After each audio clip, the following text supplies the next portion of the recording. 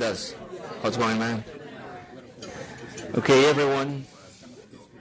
Please, sorry to interrupt the interesting conversation, but we need to get going.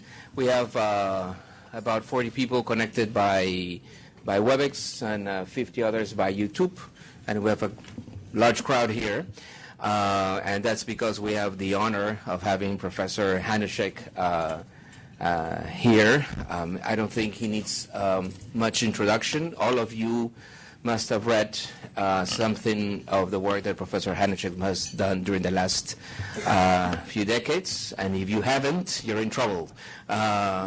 We'll tell your managers if you haven't.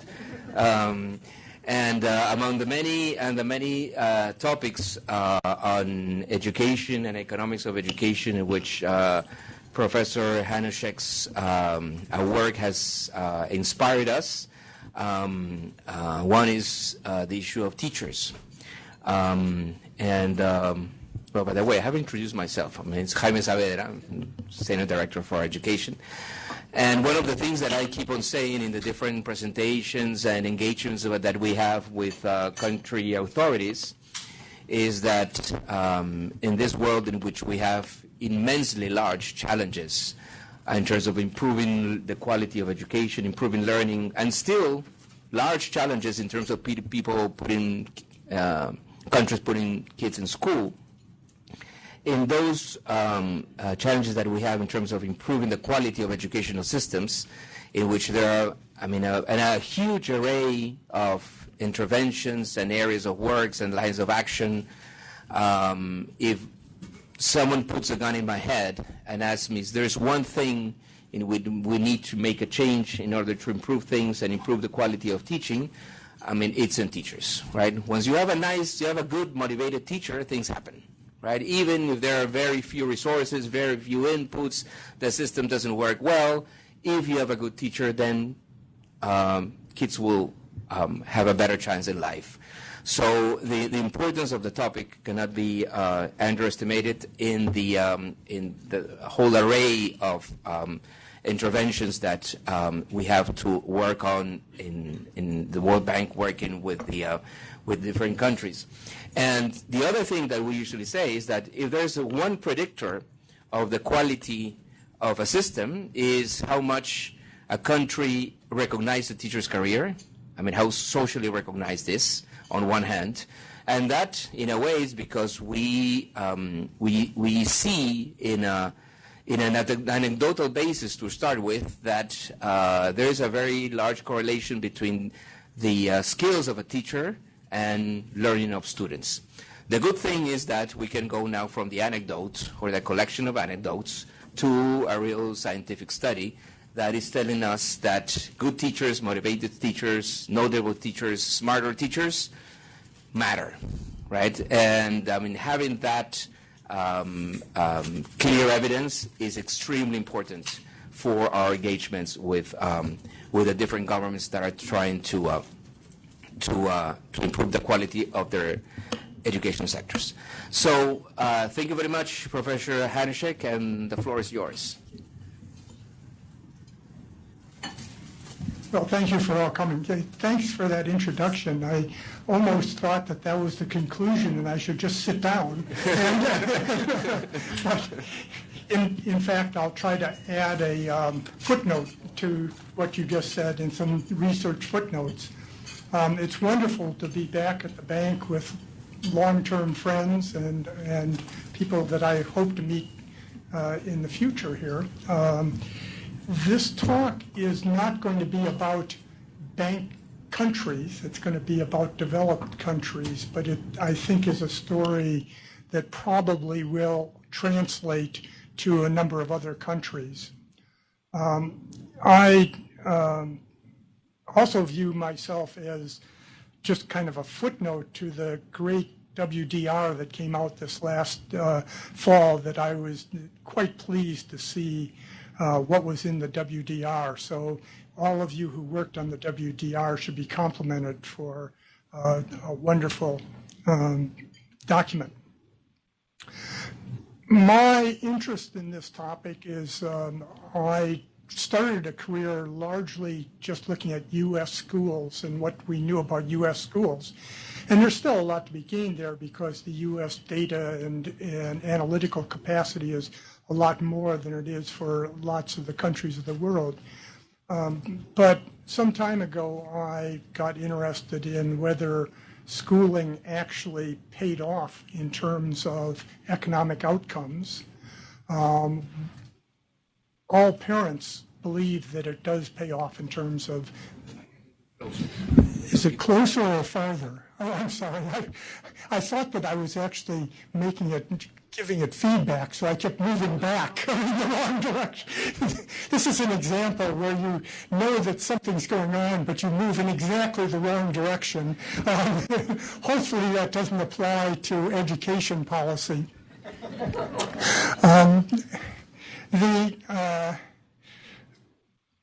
The arguments that led me to this were some that many of you might know, that I've convinced myself that in fact economic growth of nations is completely dependent upon the skills of the population.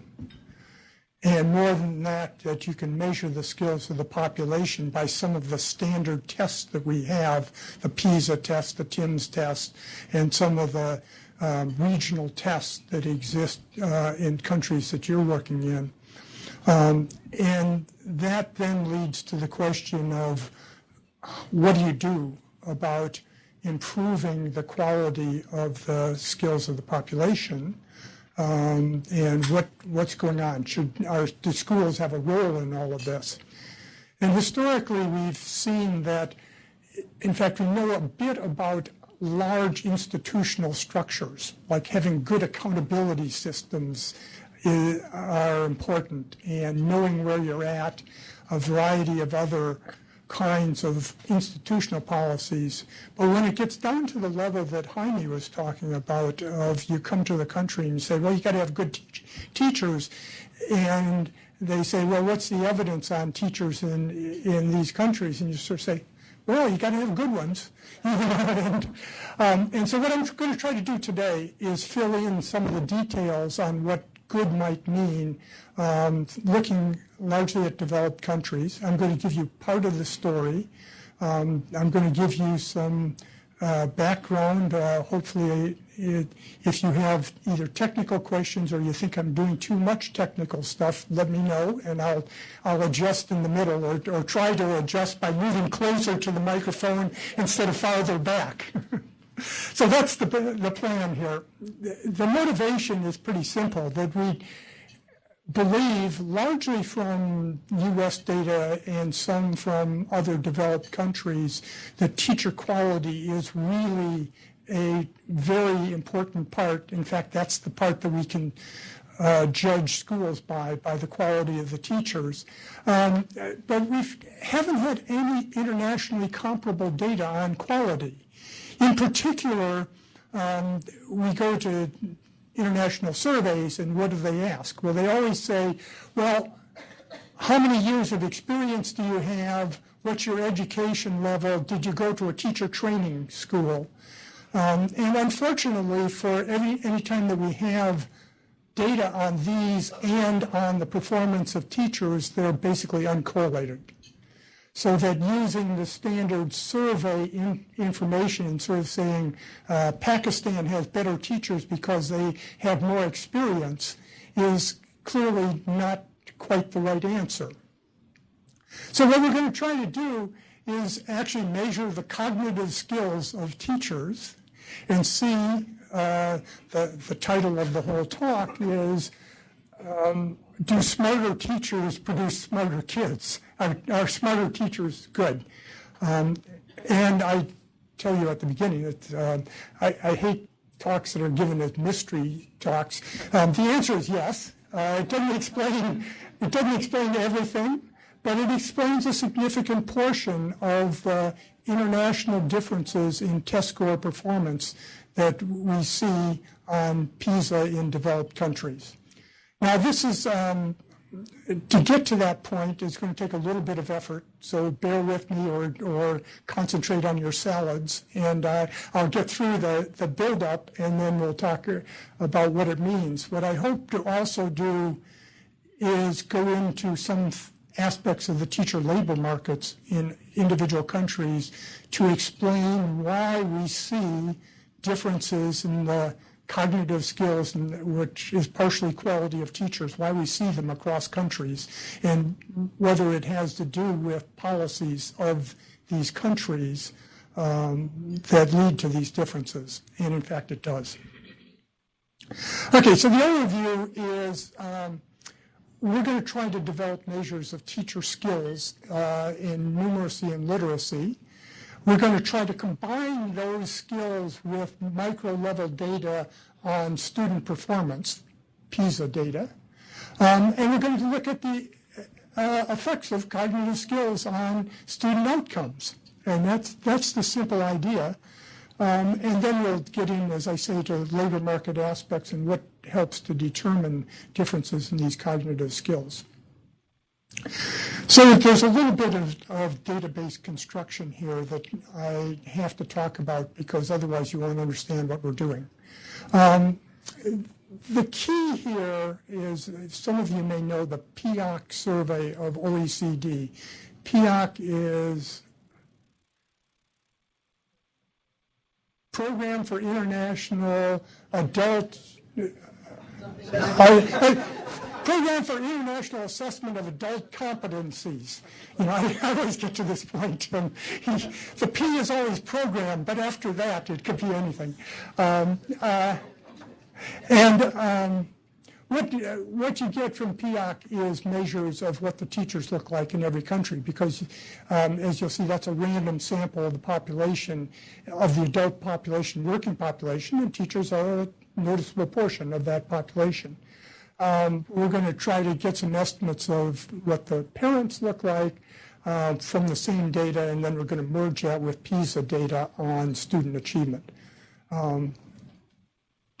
So let me talk about the cognitive skills information. And here, if I waited, I wouldn't have had to guess at what PIAC meant. PIAC is a random sample of the working age adult population, or something, 16 to 65, with at least 5,000 sampled individuals in each country. There were two waves of this in 2011-12 and in 13-14.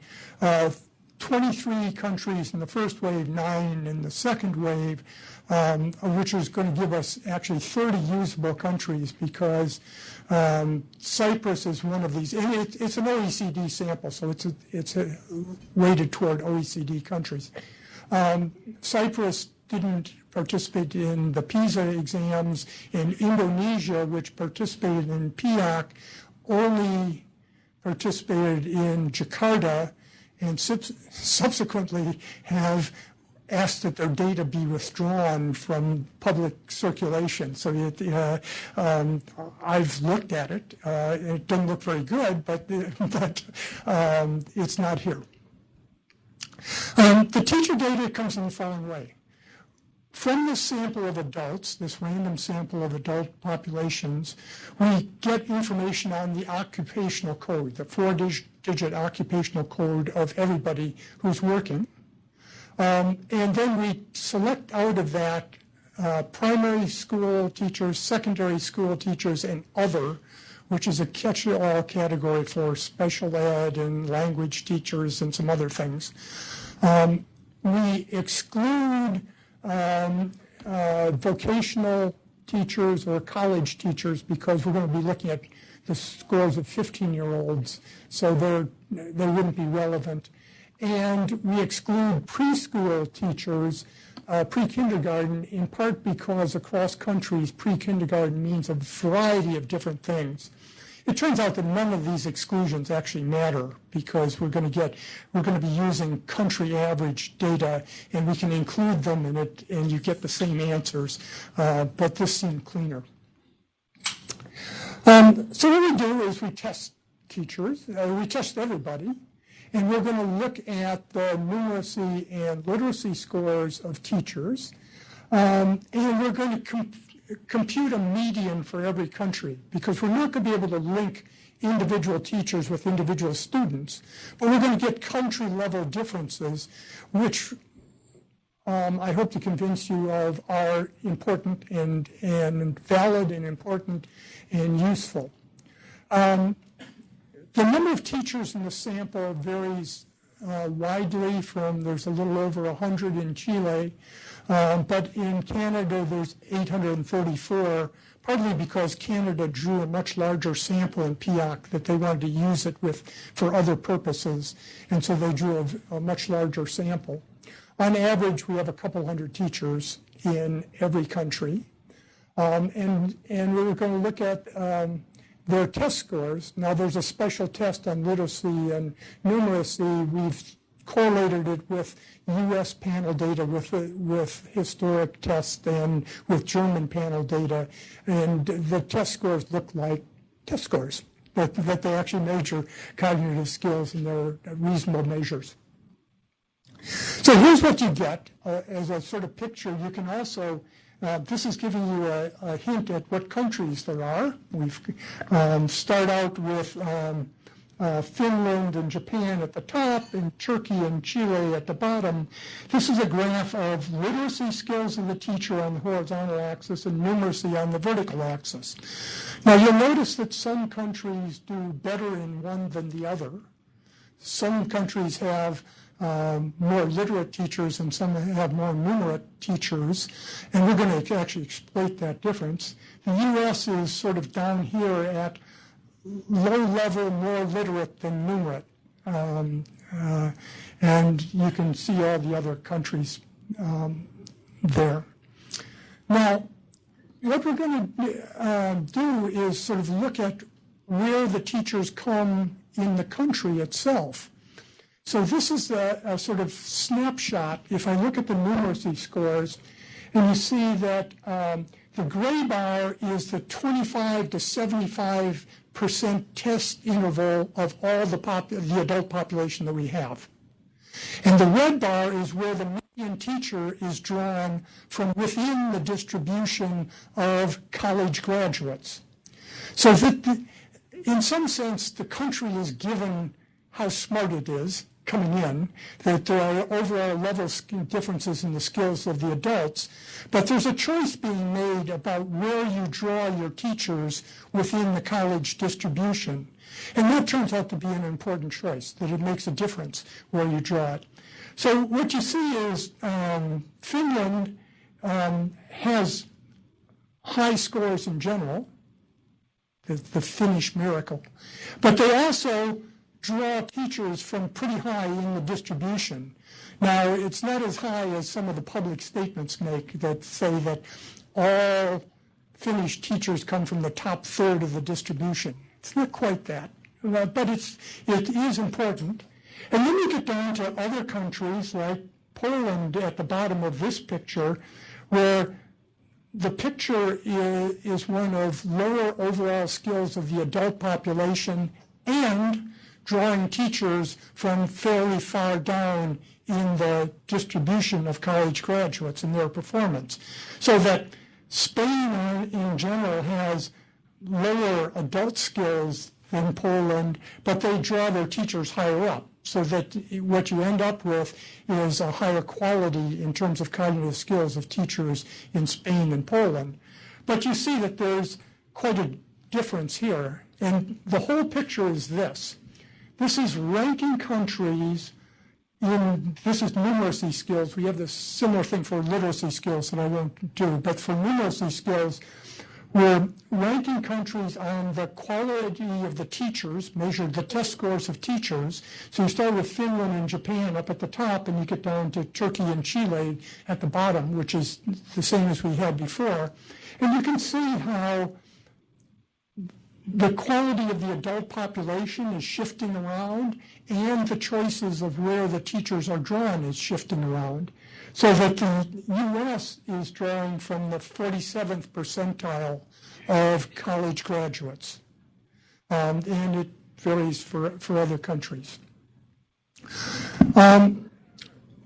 What we're going to do is try to just merge that with student data at the country level now, because we only have this at the country level. We're going to take the PISA test, which is a random sample of 15-year-olds in each country. You have tests on reading and mathematics in each of these. We're going to concentrate on the 2009 and 2011 waves of the PISA data, because that sort of matches the teachers that we see. They would have been taught by the teachers that we're seeing. And we took the two waves just because we're also interested in pedagogical approaches of teachers, and they vary. The data on those vary across these two waves. It turns out that that's not very important, but was the motivation. And then we're just going to standardize everything to mean zero, standard deviation of 1, so that any coefficient you see says how much, in terms of student standard deviations, does changing any variable on the right-hand side affect results. So here's just the simple story that I'm going to beat to death for the next half hour. And the simple story is, let's draw the picture between, on the horizontal axis, the numeracy skills of teachers, and on the vertical axis, the mathematics performance of 15-year-olds in each country. And what you see is that as numeracy skills of the teachers go up, so do skills of the kids in each country. And this is going to be the full answer, but why am I going to, in fact, beat this to death? Because I want to, in fact, convince you that it's not just the overall quality of the adults in a population that filters through to teachers and it just happens for some other reason, but that, in fact, those scores of kids are systematically, and I'll put in quotes, causally related to student achievement. Now, I'm not going to have clear, unequivocal identification of causal effects, but I hope that I will show you that we can sort of surround this problem and convince ourselves that this relationship is, in fact, a reasonable one. So that's the idea. This is the picture you just saw. It's a simple regression that relates teacher math scores to student math performance. You have almost 500,000 observations across 31 countries that go beyond this. So it's almost impossible to think of something that isn't statistically significant with your 500,000 observations. But that wasn't how this was done. And so that is open to all kinds of questions of whether, in fact, it is an issue of other characteristics of the country that are driving both student performance and teacher performance, or whether it's, in fact, a big element of teacher performance.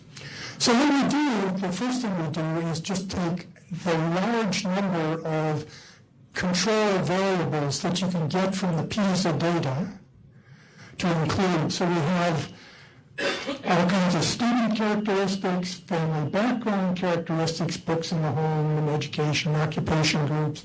We have school characteristics. We have country level characteristics from starting age and other things. And so we have this whole collection of other things, not necessarily causal. We're just trying to soak up as much of the systematic variation in sort of other possible influences that we can. And we do that, and what you get is a slightly smaller coefficient, so that one standard deviation in teacher test scores is 0.17 standard deviations of student scores. Highly significant, and in the face of all of those variables. So those aren't the things that are driving it. Might be other things. And then we're worried about the following. We've known since the very first work ever done on educational production functions like this that families are important. So is this just reflecting the parents that we have? So what we're going to try to do is fill in what's the cognitive skills of each parent in the PISA data. Now, PISA doesn't do this, but we're going to provide this as a gift to the OECD in their PISA survey. And we're going to do it in the following way. We're going to go to the PIAC data, where we have a bunch of background characteristics of all the people. We're going to find a set of background characteristics that can be used to predict PIAC scores. This is the adult scores. On the basis of background characteristics of each of the PIAC people that include, we're going to have in there, where is it?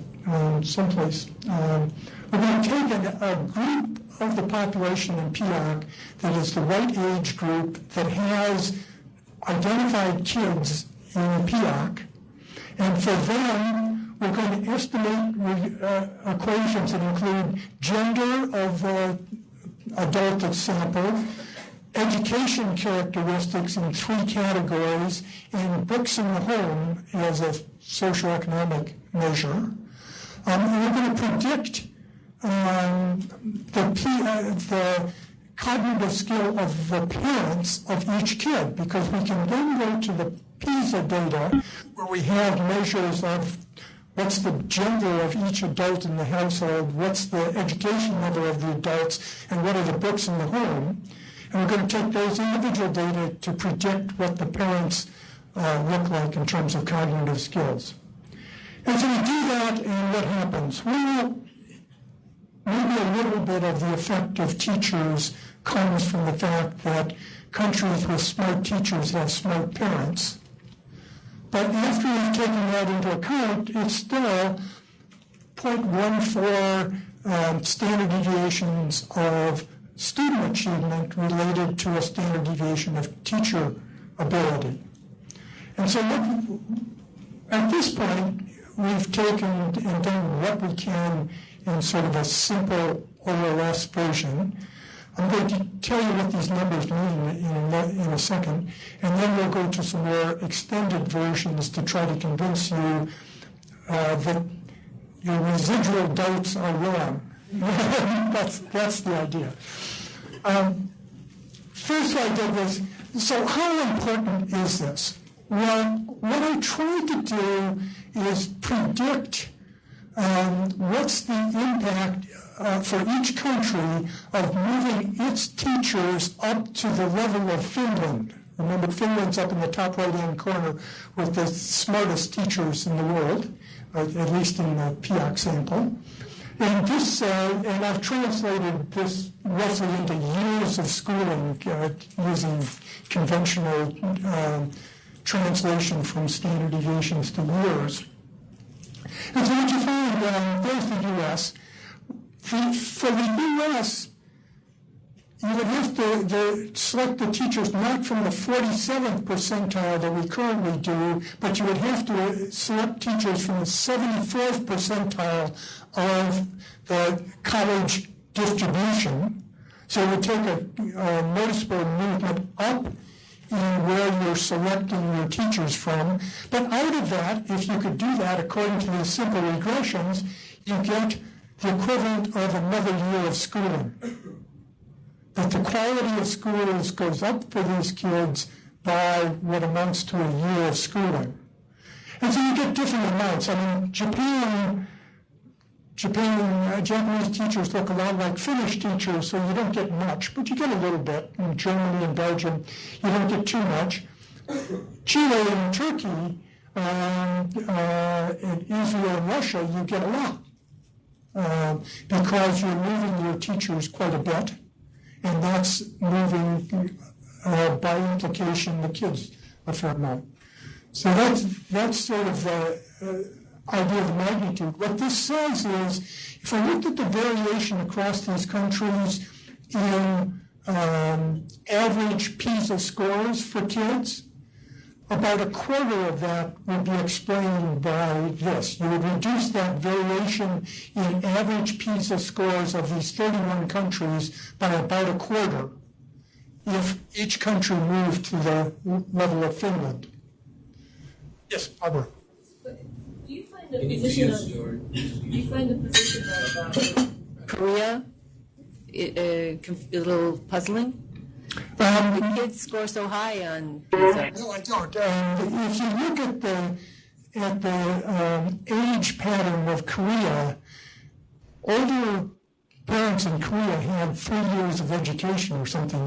This gets it before they really made the full push on adult population, and so that's how you end up with Korea there. Korea has, if you look in any of the OECD books, the change of the adult population in Korea is stunning, what they've done. But the teacher quality? Yeah, the teacher quality is going to follow. You have some old teachers there still that are teaching, and the average teacher quality is going to follow a little bit. I think that's the answer. So this is what you can get with cross-sectional OLS data, more controlled in some sense, but still open to various questions.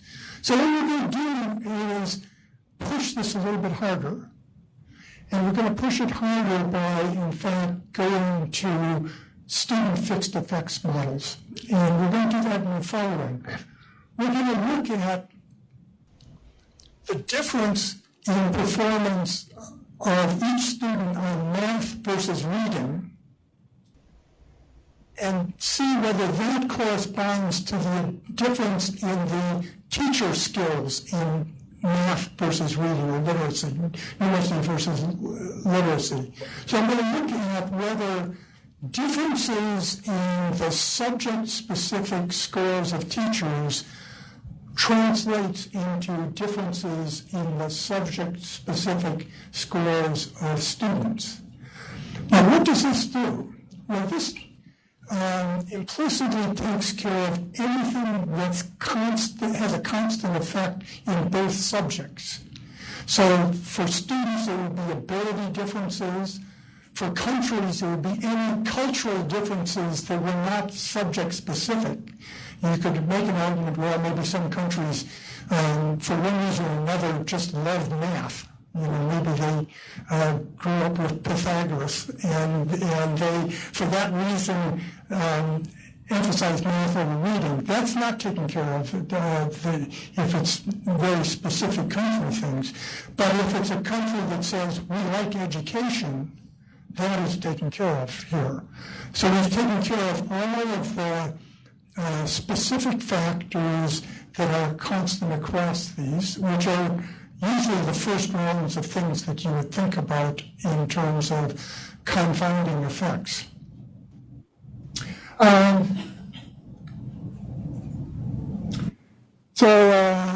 think I've given you all of that. So here's the picture. This is the same as the other picture. I'm going to beat this a little bit harder in a minute. But this is the picture of, on the horizontal axis, the difference between numeracy and literacy skills of the teachers. And the vertical axis is the difference between math and reading performance of the students. So this is really tough, right? Because we're relying on just those differences to estimate these. You know, I showed you in the way back when that there is differences where the U.S. has low-level but more literate teachers in math and so on. We're not using the level of the U.S. scores, but the difference between how well they do in literacy and how well they do in mathematics. And what you see is, that I'm going to confirm in a second, is that these subject-specific scores of teachers are in fact related to what the kids eventually learn. Okay?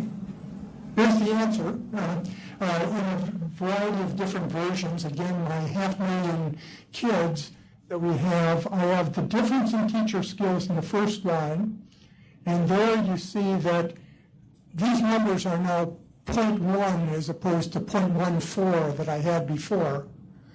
So they're a little bit smaller, that there might be other confounding factors, but in fact they're statistically significant. We include, in the far column, we include differences in parental skills. We've estimated the value of reading and numeracy of the parents, and those differences are there. They don't have much impact in the student fixed effects model. But we have differences in identified instruction time for math versus reading that comes from the PISA test. And that has some influence that if you teach longer, you generally get more. But it doesn't affect the impact of teacher quality as measured by cognitive skills on student performance. And similarly, we had identified, you do have shortages of teachers or something, quality. These things don't matter. What you see here is that, in fact, in the sort of something that you'd call close to causal, with these student fixed effects that are taking care of all these other things, teacher skills matter. Okay? Now, in this day of fake data, I'm going to go to fake news. I'm going to go to fake data. Okay, and one of the ways I'm going to try to convince you that this is important and not just some idiosyncratic factors of individual countries is that I'm going to try to look at whether I get this kind of relationship where I exploit differences within countries in performance. In particular, the first thing I'm going to do is take the occupations of all the adults in the population from PIOC, and so I have managers and scientists and so forth, and I'm going to calculate what is their performance on numeracy and literacy, and so say, well, if I just counted them as the teachers, if I said that individual other occupations were the teachers, would I get the same results, which would suggest it's something about the country that filters through on into the other occupations. So that's the first fake data I'm going to use, the placebo test. And what we're going to find is the teachers stand out. So here's the picture for numeracy skills, where for managers, scientists on down to elementary workers and operators and craft and so forth, I've estimated what is the impact of the numeracy skills of managers on student achievement. So I'm doing a parallel analysis, but I'm just substituting in the characteristics of people in these other occupations. The red line is the line you get from the OLS estimates that we're mimicking for teachers. So the teachers are the red line, and you see, well, business associates seem to have a stronger impact on kids than others. But if I go over the literacy skills, well, it sort of reverses. They're still business associates, whatever a business associate is. I'm not sure. We'll take guesses on what a business associate is. These are the top 14 occupations that have at least 100 observations in the sample, so that we can somehow match quality to teachers. And then if I look at the differences in sort of the first difference or the individual fixed effects model, I can do that for all of these occupations. And again, teachers really stand out as the significant, large factor that's influencing students, and it's not just country-level things as measured in the performance of people in these other white and blue-collar occupations. Okay, so one other thing we can do Geez, it's fun doing fake data these days, you know. So the other fake data is the following. For each country, I have information on the teachers and the, in terms of gender, their degree levels, and how many there are in each country. And so I can go to my larger PIAC data and just randomly choose a sample of adults that I'll call teachers and look at their scores and whether that affects achievement. Now, I'm going to do that randomly 100 times. For each country, I will choose a random sample, and then I will see if I can get the same kind of estimates of the impact of just a random set of adults on students. So again, what I'm doing is taking the same levels I estimated previously and simply inserting the cognitive scores from my random grouping of teachers that I've drawn. Okay, so it's sort of a placebo bootstrap or something, you know. I'm not sure we have a technique for this. Here's the answer. And I'll just give you one, and you get the same answer otherwise. This is the distribution, frequency distribution of estimates of what a random sample does for student achievement, where the red dashed line is, again, my estimate from real teachers. And basically what you see is that these random samples don't explain the differences in student achievement that we had before. The teachers are something special. And so it really matters who's in your classroom, as all of you parents know. But that's what this is saying. You can't just take a random person off of Pennsylvania Avenue and put them in the school and get the same impact. Okay? Can I just a clarifying question? So this is basically a random sample of adults in each one of the countries. So therefore, this would be implying that it's not the differences across countries. It's not just because adults in Finland are smarter than adults in Chile, but that in addition to that, it matters where you pick. It does matter more where you pick the adults within the population, where you pick the teachers within the distribution of adults. Yes, I again reaffirm that I'm just a footnote to Jaime's conclusions. That's exactly right.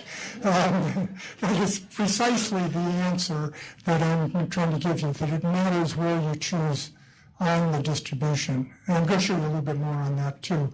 But that it's teachers in all these countries that come with the background of being smart or dumb when they grew up, but then there are policy choices of each country of where teachers are drawn.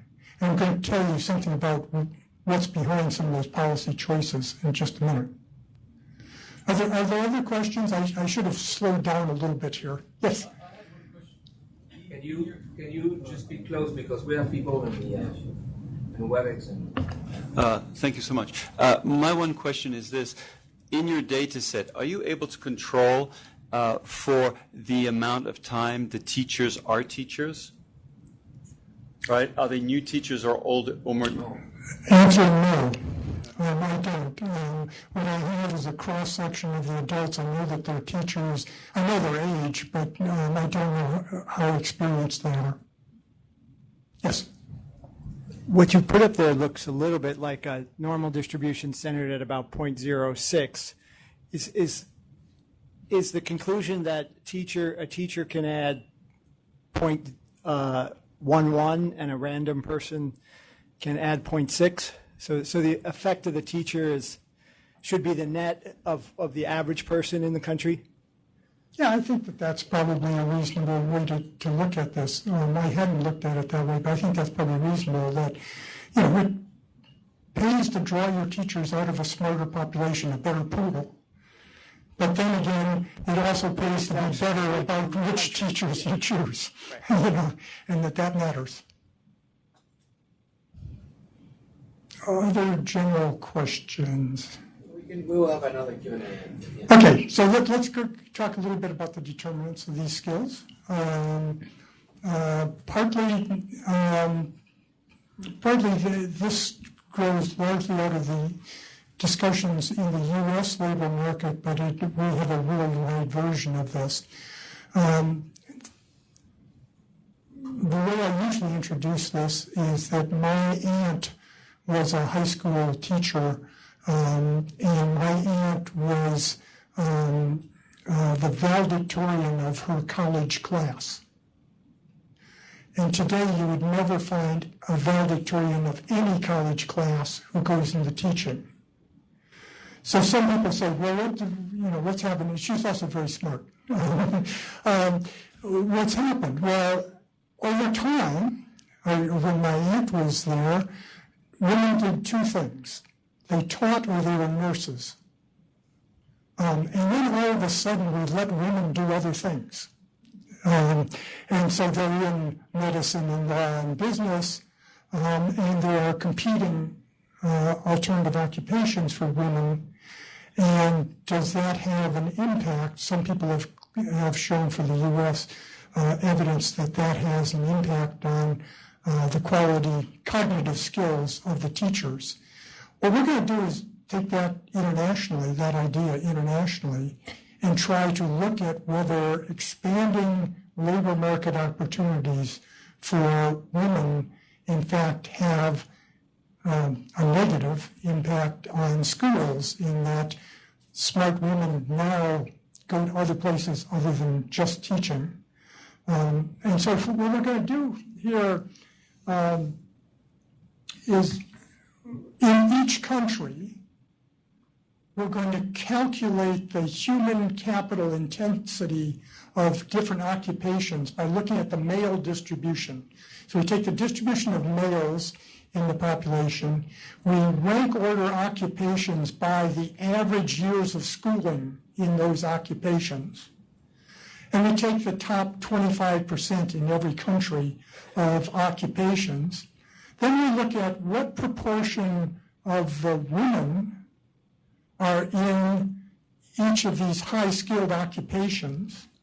And in particular, the teaching is always in that high-skilled group, by the way. And so we're going to say that the higher the proportion of the high-skilled occupations of women that is in teaching, the smarter the teachers will be, if more teachers go to teaching than other things.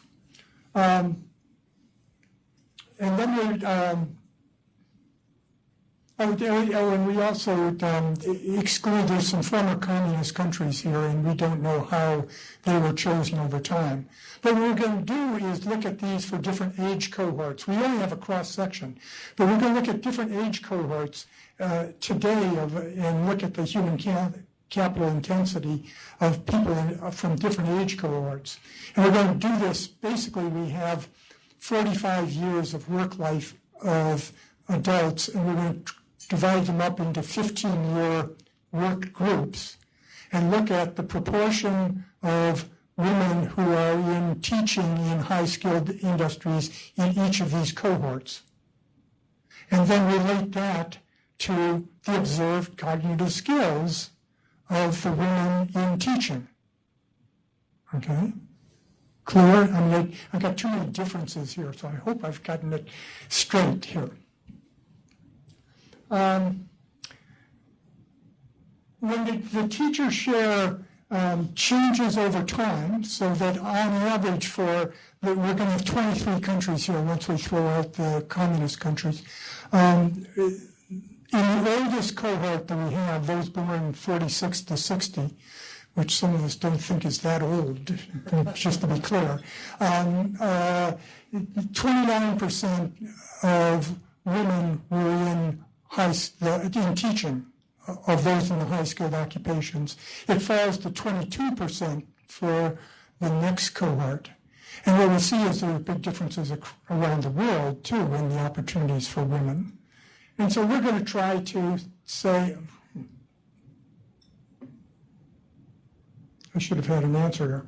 The answer, I guess, is in the bottom. I thought I had a table, but the answer is in the bottom. In the U.S., today, on average, 18% of women are in teaching as opposed to other high-skilled occupations. If you go over to Singapore, it's 38%. And so the difference, once we estimate the impact on teacher cognitive skills, would be to increase the cognitive skills of U.S. teachers by 0.72 standard deviations if, in fact, we mimicked Singapore or went back to Singapore or whatever, however you want to describe it. And so it's 0.72 times 0.1 or 0.15 in terms of student achievement that, in fact, the expansion of opportunities for women has had a negative impact on schools and on the learning that's going on. Now, this is not an argument that we want to push women back into teaching and nursing, but it's an explanation of part of the story. The second part of the story that I want to talk about is teacher pay, which is a common discussion everywhere. One of the things that we can do with our data is to look at how well paid are teachers relative to other workers in the economy, given their skills, given their cognitive skills, which is something that we haven't looked at before. We can make some other estimates of whether the average teacher salary in Montgomery County is the average in the U.S., but we can't control for the skills and where all the teachers fall in the skill and experience distribution. So what we're going to do is go to the PIOC data and compare earnings of teachers to earnings in other occupations. And we're going to do this in a simple Mincer-style regression. We're going to look at log of wages versus the skills, cognitive skills of teachers, the gender, the experience squared, A is the cognitive skills, and then we're going to look at whether being a teacher moves you off that line of the normal pay of everybody else in the economy. So think of everything up to delta T as here's the way people in society are paid for skills and experience in a Mincer-style world, but based on cognitive skills, not years of schooling. And then we're going to look at where teachers fall against that.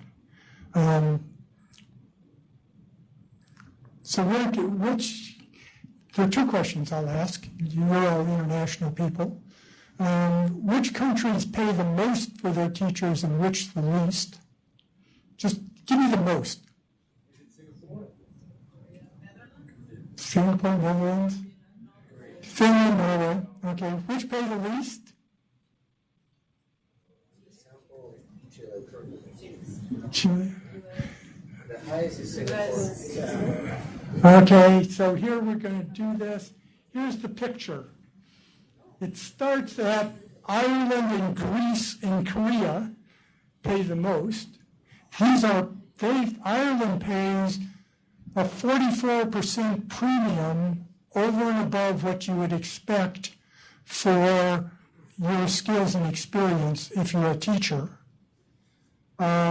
Greece pays almost a 40%, but that can be explained that this is another public sector job. And what do Greeks do other than work in the public sector? Sorry if I've offended any Greeks.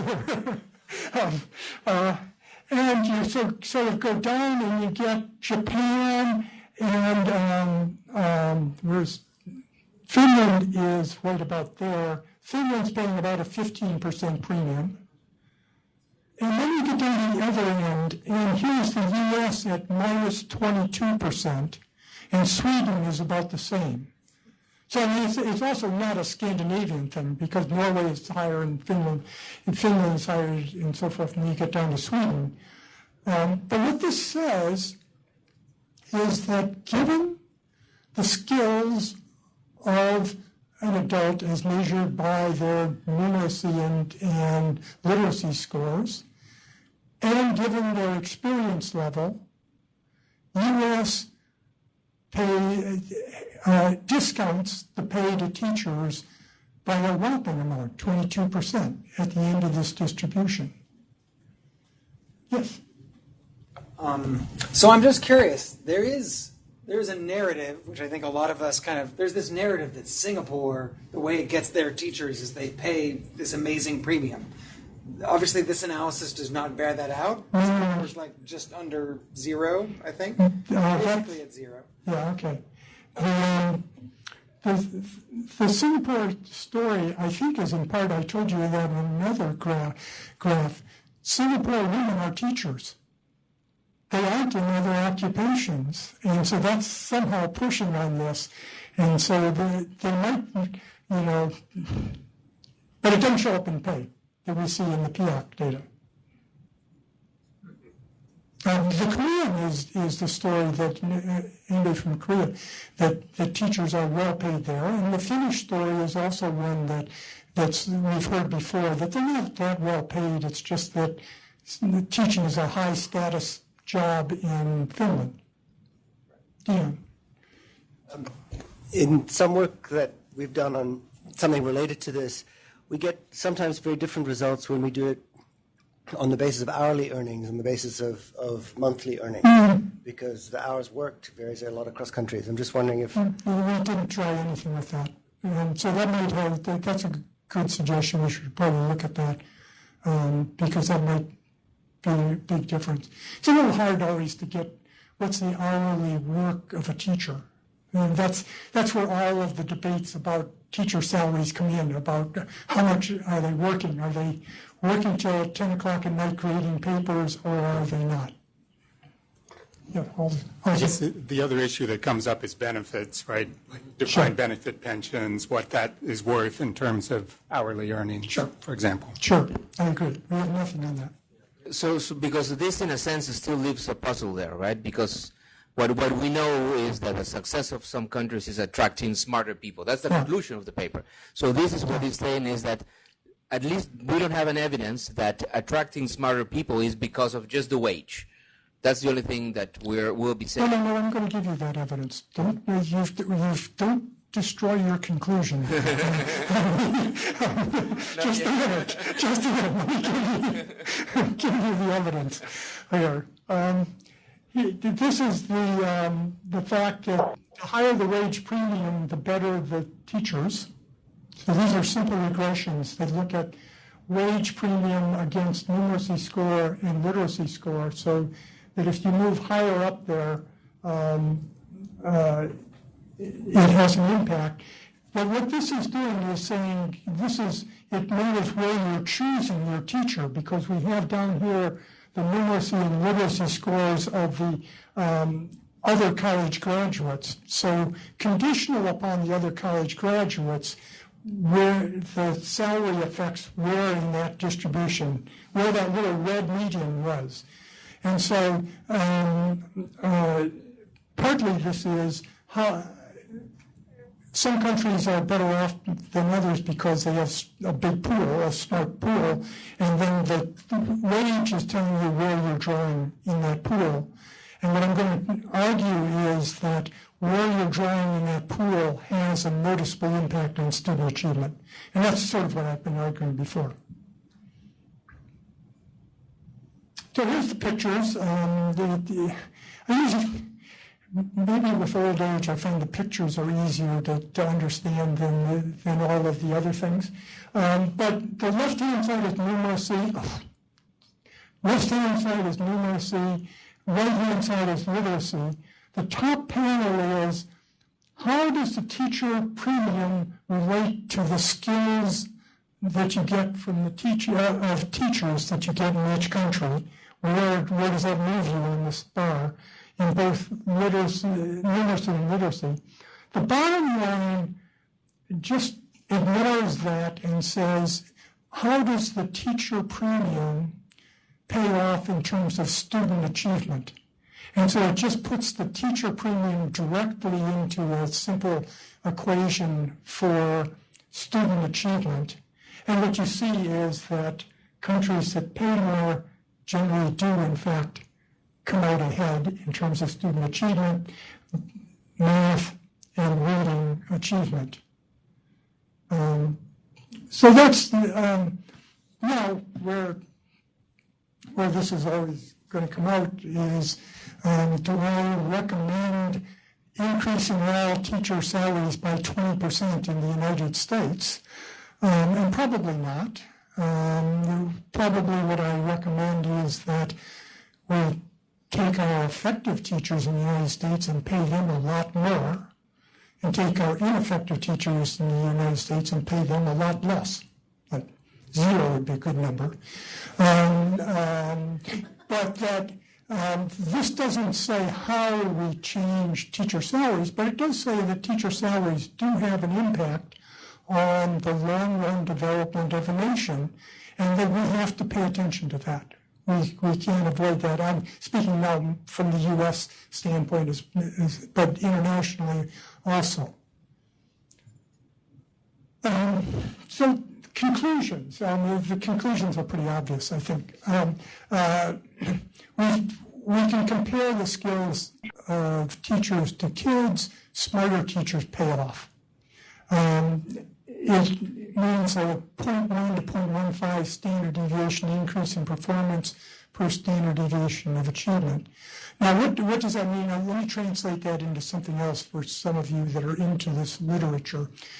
We know that if we took value-added estimates of the impact of teachers across classrooms in the United States, you'd get an estimate like a standard deviation is 0.15. This is 1/10 as large. It's 1/10 as large because I have a cross-section of ninth graders, essentially, in my sample of PISA. So this is presuming that you have 9 years of these smarter teachers, and the value-added estimates are just the variation within any given grade, 1 year impacts. Okay, and so this is sort of another way of judging this, of maybe 1/10 the impact of just paying attention to which are effective teachers and which aren't in a value-added sense. But it's not nothing, as they say. It really does have an impact. Higher pay works, and you can now question all the identification you want. What I hope I've done is to show you that we can surround this problem and get the same answer from a variety of different vantage points that give some confidence that there is a real systematic causal impact of having smarter teachers. No, stop. Thank you. Thank you.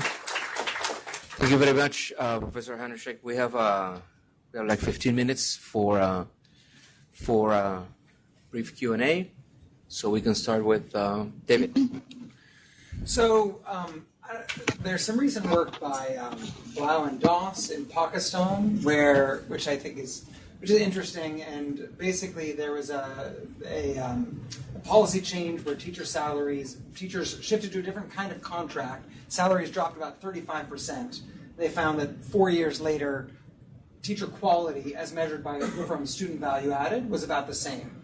And so, obviously, in some sense, I think that's probably the closest thing that we have to something like an experimental evidence on how salaries might affect the external margin in some setting. I'm just curious how you think about something like that in the context of these results. So all of the discussions of salary policy end up being confused in a variety of ways. I mean, we know, for example, I think it's some of Doss's own work that suggests that if low-cost private schools that are paying a quarter of the cost of the regular government schools are getting better results, partly because there's a huge element of working conditions involved, and I don't know what's involved in the contract change, and also partly because they're working their butts off because they want to become government teachers. So, there's this complication. In the U.S., there have been experiments with merit pay for teachers, but those are the wrong experiments, in my opinion, because what they do is go in and say, we will pay teachers that are shown to be effective more for your job. And the experiments always keep the same sample of teachers. So it's on the margin of, do people work harder? If there's a carrot dangled in front of them, do they work harder? And the answer, I think in many situations, at least in developed countries, is that they're working pretty hard. They're trying to do their best, and they're not holding off their A game, waiting for being paid. Now, that's not quite the same in Pakistan and India, when a quarter of the teachers don't show up. And so there you might, in fact, get some of this merit pay. To me, what these salary numbers suggest and the merit pay numbers suggest is that the margin you want to work on is the selection and retention margin, that you want to increase the pool of people that didn't want to go into teaching that might be very good because they see that there's a chance of being rewarded for their performance. Secondly, you have the DC's public schools example, where they give big bonuses to the effective teachers and they fire the ineffective teachers, and that has a big impact. So a lot depends upon what the conditions of the contract are, what the conditions of the working arrangements are, and what else is changing. So I'm happy to have you send me the paper, and but it's hard to just look at these individual experiments and extract exactly what's the impact of pay. Barbara? Just want to say first that there's no one that's had as big an impact on our profession as you by consistently exploiting new sources of data and really trying to apply them to the analysis of really important questions. I mean, your initial value-added work in the U.S., your use of the PISA data to create cross-country database, et cetera, et cetera. So you have to go further. That's fine. I'll take that. Second thing is, I think it really shows how important it is to build quality data sets across countries. And I remember years ago when PIAC was being launched and we were talking to the Brazilians to try to persuade them to join, it was very expensive for a developing country to do it, but if somehow the international community could organize itself to subsidize that more, it'd be a huge payoff. But third, could you go back to your prior graph, because I'm kind of obsessed, the one just before this one, I'm kind of obsessed about Korea, because if I look at these charts, it seems to me the story is that Korea's paying a wage premium, but it's not getting higher cognitive skilled teachers with it, but yet it's producing superior student performance. Yeah, Is that? I think a part of it is the distribution of teachers, the age distribution, and that you have Well, it would probably be so a different higher, from other countries, though. you have a higher variance because Korea, for anybody who went to Korea in 1980, you had dirt streets, and you had people that weren't going to school at all. And then there was the big push in 76 was the beginning. I might be wrong. And so then what you get is this very different age structure of education and talent. But I might be wrong. The other stories I was thinking is maybe it's the Hagwons, maybe it's the student effort that's outside of these. So that's always possible. But would students be captured in your data sets as teachers? No, I don't think so. So that's always the problem, is that when you have cram schools across different countries, they basically aren't captured in any of these data. And so that it could be that.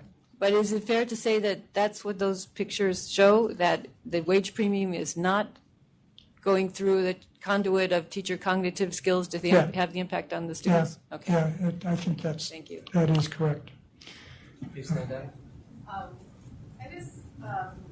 I noticed in your earlier slide, you have this distribution of the cognitive skills of adult workers, right? I couldn't tell. Is it big differences across countries? So I'm asking this because this really matters for actually how much the effect of the pay would come, right, to attract teachers. If it's didn't see Is it that. different if I wanted, remember I gave you the experiment of what happens if we moved all the teachers up to Finland? In order for Chile to move all the teachers up to Finland, it has to choose the median teacher at the 97th percentile of all college graduates. So that behind all of this is, in fact, a very large country difference in the potential pool, taking the college graduates. And in order to get to the level of Finland or Japan, these countries would have to essentially take their best and brightest and always make them teachers. So for countries like Singapore, is it like the spread is much like concentrated? Like Yeah, I think so. I haven't looked at the individual distributions within countries. I'm a little bit nervous of looking at the distribution, particularly of the teacher population, because you get down to 200 teachers, or it's, I guess the small sample is a little over 100, and so that's a little bit hard to get the whole distribution. We had a question in the back, and So, if smarter teachers produce smarter students, and I understand this data comes from 15-year-olds, should we consider subject matter teachers earlier on in elementary school instead of having general teachers teaching all subjects? I'm not sure if you're actually meant to be channeling me, but that's the constant question I have for U.S., this is my U.S. policy hat. In the U.S., elementary school teachers are basically chosen for those who hate math and science. And so they go into elementary education rather than math and science. And yet, then we give them all the basic math to teach to all the students. And so I have asked, basically, anytime I'm in a room with a principal or a superintendent, so if this is the case, and they all nod their head, yeah, that's pretty much the case, why don't we choose the one math-able teacher out of the 5 elementary school teachers and have them do all the math instruction and have departmentalized instruction? And the answer is always, either, well, I never thought of that, or it's much more important to have the interactions and develop the partnerships between the teachers and the kids, and so we don't want to disrupt them with this. It seems to make sense that you do that, and so that would be my policy recommendation, but it's done so seldom, at least in the U.S. Oh, and I should come back to Barbara's comment on the importance of data also, and that's part of my compliment to Dion and Halsey before. I'm trying to set you up so you don't ask too tough of a question, Dion. But the WDR made it very clear that you can't improve anything if you don't know where you stand, and you have to be able to have measures that tell you both where you are and where you should be going and whether you're sort of getting there. Now you can ask your question to him. Tara. So you showed us that we're not getting high-quality teachers in general, but can we conclude that we're not getting high-quality applicants into teaching? Because there's a lot in bad hiring practices, and we know at least that in the U.S., this work that the New Teacher Project has done, that you do get good quality applicants, but then they're treated so poorly, they don't know anything about what's going to happen, that they just drop out. And you certainly see that in South Asia, that it's so erratic, the practices of hiring. So is it an implementation problem, or is it a selection problem? I'm sure that all of these things come together. I mean, there's fairly persuasive evidence that hiring practices, particularly of the most disadvantaged, large urban disadvantaged schools, are bad. I mean, when you wait till August 15th to make a job offer to a teacher for September 2, you're not going to get the best selection. And so there's a lot of that goes on. I think it's actually more than that, though. I mean, I think that we constrain the world too much when we hire teachers. Basically, we can't predict who's going to be a good teacher very well. We can't take the employment form and say, this is going to be a good teacher and this isn't. To me, that doesn't mean a disaster. It means that we do what we do in lots of other jobs. We let people have a chance at teaching. We observe them. Those that do well, we offer second contracts to. Those that don't do well, we don't offer second contracts to. And it's more that decision level, I think, is probably more important than just the hiring point. It's a matter of, do you work hard to keep your best teachers? And the new teachers, people pointed that out, that you have a collection of really good teachers and you look across districts and they make no effort to keep their really good teachers, or no differential effort. I guess I'm coming back to this slide. Okay. Do you have a sense whether across countries there's a correlation between sort of the average teacher premium and whether or not there's a relationship between performance and pay in that country? Because it seems like the conclusion you drew was sort of... No, I gave you the policy answer that went along with that, or my policy answer, but it's not from these data. It's from other data. It's from looking at Washington, D.C. I do not have measures. Do I not have that? Could I have that? It's possible that I could have that, and I had to look at that. Thank you. That's a good idea. I think that I could get that for different countries, the proportion. Now, all of these, am I telling you the right answer? All of these have estimates of country fixed effects in estimating these premium. So this is individual country estimates of discount. So to the extent that it's constant across countries, it's not going to be there, but it would come in the achievement relationship. I'll look at that. Thanks.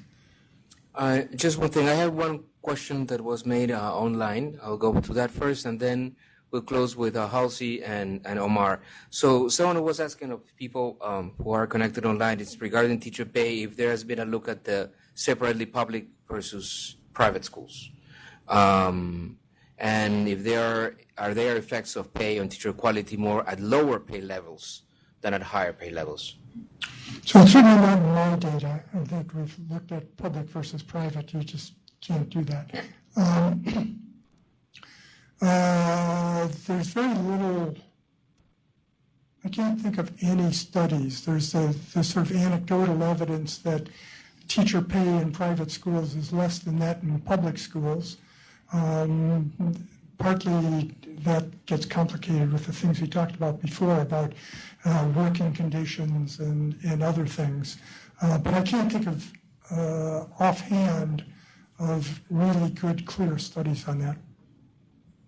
Okay, so let's make both questions because we're right on time. Halsey and Omar, and then we'll go back. Sure. I just wanted a quick thanks first, and not because of what you said. I think our colleagues here should know that you not only served on our distinguished advisory panel for the WDR, which meant giving us feedback on sort of the structure early on, but also you read in great detail the report, the draft, and gave us very detailed feedback, which was very valuable. So thanks for that. My question is, should we think of the cognitive skills of individual teachers as fixed at the time of hiring? Do they never change? I'm thinking you can answer this probably with your data. Do you have other evidence, and Barbara and others have thought about this, but to what extent does the degree of intellectual engagement, the exchange with other teachers, the training, et cetera, does that affect whether they're able to maintain their cognitive skills over the course of their career? We know age is destructive. So with age, the synapses get hardened, and you know it's bad stuff. So we know, actually we do know that from these international studies that the skills go down some with age. But Sorry, just clear. I mean, do they decline more slowly in some countries than others? So the countries that are doing well in cognitive skills, is it just because they hire better, or is it also because they help their teachers keep up and invest in their cognitive skills better? I don't have an answer to that. We might be able to get that answer. Omar? A couple of questions. Omar, if you can be close to the mic. So, I was thinking that, kind of a critique that a pure econometrician would have is to say that at the end of the day, the identification is based on 31 points of data, because all the variation comes across countries. Sure. And, of course, all the robustness analysis you do is to kind of reassure us that the within country variation, any bias is coming from that. In a way, you're trying to see to what extent you can account by the student. But is there any other thing one can do to try to extend this to more points of data? I mean, I was thinking whether you could, within country, look at within, for example, across regions, those the sample sizes are big enough. Another possibility is the bank has a survey which is actually linked to PIAC. It's called STEP. And we have a few countries, but there's, I think, 14 countries for which we've done that, and the scores are comparable to PIAC, and a few of those countries have also PISA, Vietnam, Colombia. So you could actually include a few. So that's one point. Let me add a note that on my agenda is looking into the STEP data, which I have not done before. It's been semi-secret data in a sense. But it's not very publicly known. It's all online. No, I'm sure it is, but it's just not publicly. Mean not so? Yeah, we don't do such a good job as OECD promoting ourselves. But all the data is available, manuals, everything, and we'll be more than happy to facilitate access. My question is on this question of how the interpretation of the premium of teachers. So one alternative interpretation, say for the U.S., is that in an economy like the U.S., where you have a lot of opportunities, it's just going to be very hard to put a premium to attract good teachers, because you're competing with jobs in Wall Street, and so the opportunity cost of being a teacher is high because the economy does a better job creating good jobs. And typically that will be the case in countries that are highly unequal, right? Where you have an income distribution, where you have superstars. Mm-hmm. So to what extent, that could be a problem when thinking about teacher compensation, teacher salary policy. A country like Brazil, where you have high inequality, is it just going to be very hard to use salaries as a way to attract teachers? So these are all important questions, and we tried to allow for the alternative opportunities just in an occupational sense. We didn't do it in an income sense. We could probably do it in an income sense, and that's the leading alternative. In fact, that's what the original work done in the U.S. by Bacalard, in fact, looked at wage differences as opposed to the human capital intensity of other occupations. And we can go back to that. We thought that we got a better handle on this by looking at the occupations that sort of divorced it in some sense from the overall wage inequality, but got the alternative choices of teachers. But we can certainly look further in that. Thank you. Fortunately, we're running out of time.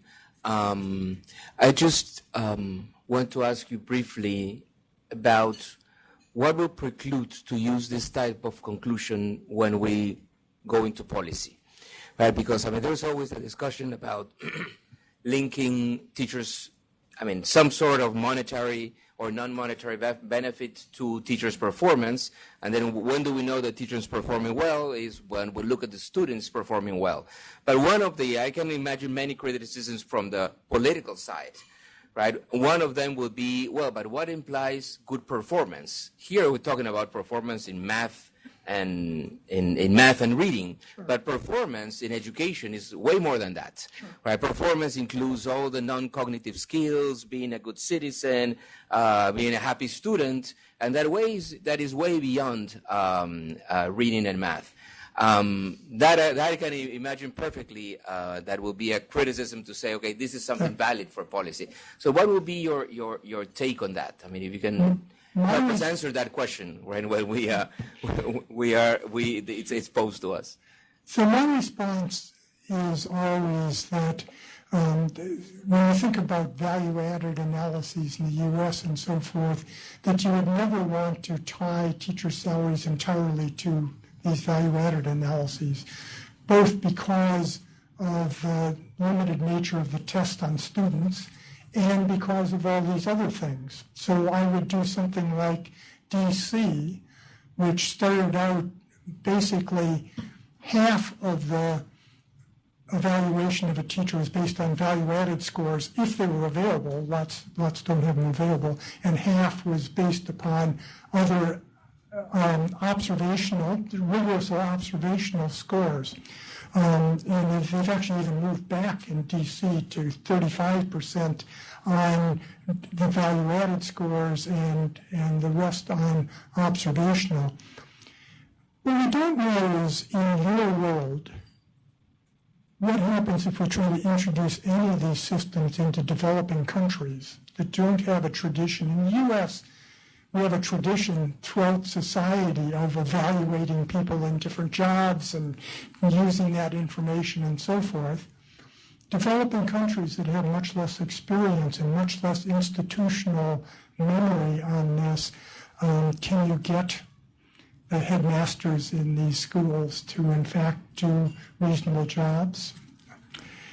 I think that's an open question. My secondary answer that applies both to the U.S. and to developing countries is it's very important to also evaluate the supervisor on the basis of performance so that they're operating in the same direction. Otherwise, you get the standard and reasonable response of the unions while the principal just likes to hire his friends or her friends. They just like to hire their relatives, and they'll always pay more for them.